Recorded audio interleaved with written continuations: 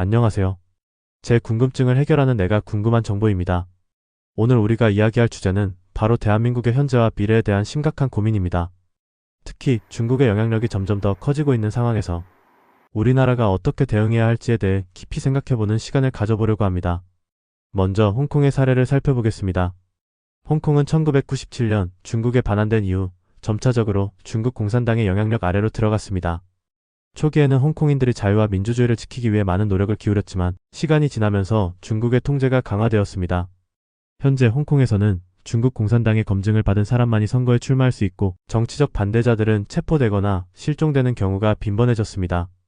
언론과 미디어는 철저히 통제되고 시민들은 길거리에서 민주주의를 외치는 것만으로도 체포될 수 있는 상황입니다. 이러한 홍콩의 상황을 보면서 우리나라도 비슷한 길을 걷고 있는 것은 아닌지 걱정이 됩니다. 최근 몇 년 사이 대한민국 내에서 중국의 영향력이 점점 더 확대되고 있습니다. 중국 동포들의 수가 급증하고 있으며 이는 단순한 인구 증가를 넘어서 정치, 경제, 문화 등 다양한 분야에서 중국의 영향력이 확대되고 있음을 의미합니다. 특히 정치적 측면에서 중국과의 관계가 더욱 밀접해지고 있습니다. 일부 정치인들이 중국과의 협력을 강조하며 중국의 이해관계를 우선시하는 정책을 펼치는 경우가 늘어나고 있습니다. 이는 단순한 외교적 협력을 넘어서 국가의 주권과 독립성을 위협할 수 있는 요소로 작용할 수 있습니다. 경제적 측면에서도 중국의 영향력은 무시할 수 없습니다.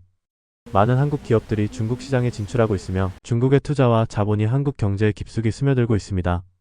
이는 경제적 이익을 가져다주는 동시에 중국의 정치적, 경제적 압력에 노출될 위험을 내포하고 있습니다. 문화적 측면에서도 중국의 영향력은 점점 더 확대되고 있습니다. 중국의 드라마, 음악, 음식 등이 한국 사회에 깊숙이 스며들고 있으며 이는 단순한 문화적 교류를 넘어서 중국의 가치관과 이념이 한국 사회에 영향을 미칠 수 있는 가능성을 시사합니다. 예를 들어 최근 몇 년 사이 한국에서 큰 인기를 끌고 있는 중국 음식들을 보면 그 영향력을 실감할 수 있습니다. 마라탕은 이제 한국의 젊은 층 사이에서 일상적인 음식으로 자리 잡았고 길거리에서 쉽게 찾아볼 수 있는 탕후루 역시 중국 문화가 한국 사회에 스며든 대표적인 사례입니다. 이 음식들은 단순히 입맛을 사로잡는 것을 넘어 중국의 문화 코드를 자연스럽게 전파하는 매개체로 작용하고 있습니다. 뿐만 아니라 중국 드라마와 음악도 한국 내에서 점차 영향력을 확대하고 있습니다. 중국 드라마는 OTT 플랫폼을 통해 쉽게 접할 수 있게 되었고 중국 아이돌 그룹의 음악은 유튜브와 SNS를 통해 빠르게 퍼지며 젊은 세대 사이에서 인기를 끌고 있습니다. 이러한 문화적 교류는 단순히 즐거움을 주는 차원을 넘어 중국의 가치관과 이념이 한국 사회에 스며들 수 있는 통로가 되고 있습니다. 이처럼 중국의 문화적 영향력은 점차 우리의 일상 속으로 깊숙이 침투하고 있으며 이는 단순한 교류의 차원을 넘어 국가적 정체성과 가치관에까지 영향을 미칠 수 있는 잠재력을 가지고 있습니다. 따라서 우리는 이러한 문화적 침투에 대해 경계하면서도 어떻게 하면 우리의 독자적인 문화를 지키고 발전시킬 수 있을지 고민해야 할 때입니다. 이러한 상황에서 우리 국민들은 어떻게 대처해야 할까요? 먼저 비판적 사고를 함양해야 합니다.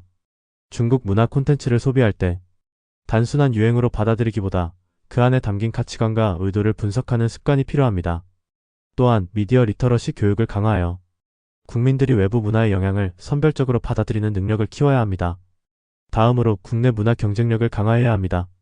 한국 고유의 전통 문화와 현대 콘텐츠를 더욱 발전시키고 글로벌 시장에서 경쟁력을 높이는 것이 중요합니다.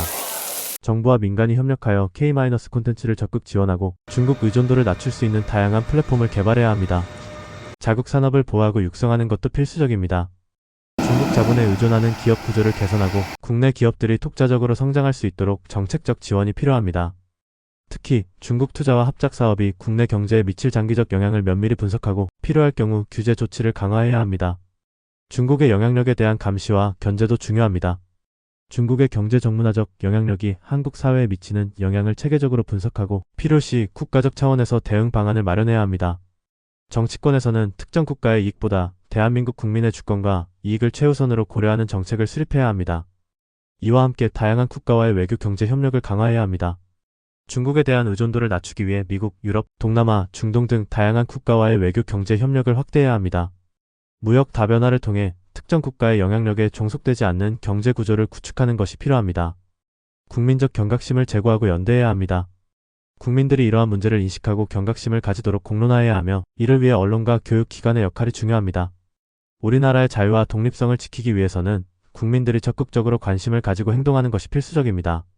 마지막으로 우리는 홍콩의 교훈을 잊지 말아야 합니다. 홍콩이 중국의 영향력 아래로 들어가면서 겪은 고통과 시련을 기억하며 우리나라가 같은 길을 걷지 않도록 최선을 다해야 합니다. 우리의 자유와 민주주의를 지키기 위해 우리 모두가 함께 노력해야 할 때입니다. 이 영상을 통해 우리나라의 현재와 미래에 대해 깊이 생각해보는 시간이 되었기를 바랍니다. 앞으로도 궁금한 정보에 대해 정리해보겠습니다. 도움이 되셨다면 구독과 좋아요 부탁드립니다.